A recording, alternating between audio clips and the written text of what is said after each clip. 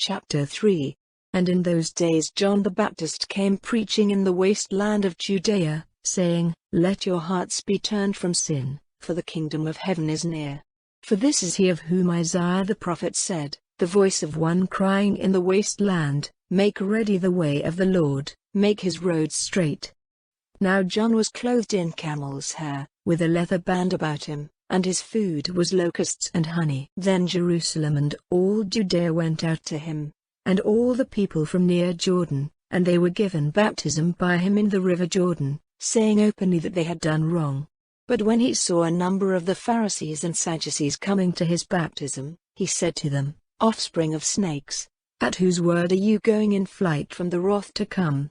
Let your change of heart be seen in your works, and say not to yourselves, We have Abraham for our father, because I say to you that God is able from these stones to make children for Abraham. And even now the axe is put to the root of the trees. Every tree then which does not give good fruit is cut down, and put into the fire.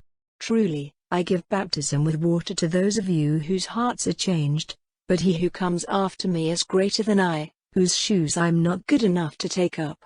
He will give you baptism with the Holy Spirit and with fire, in whose hand is the instrument with which he will make clean his grain. He will put the good grain in his store, but the waste will be burned up in the fire which will never be put out. Then Jesus came from Galilee to John at the Jordan, to be given baptism by him. But John would have kept him back, saying, It is I who have need of baptism from you, and you come to me. But Jesus made answer, saying to him, Let it be so now, because so it is right for us to make righteousness complete. Then he gave him baptism.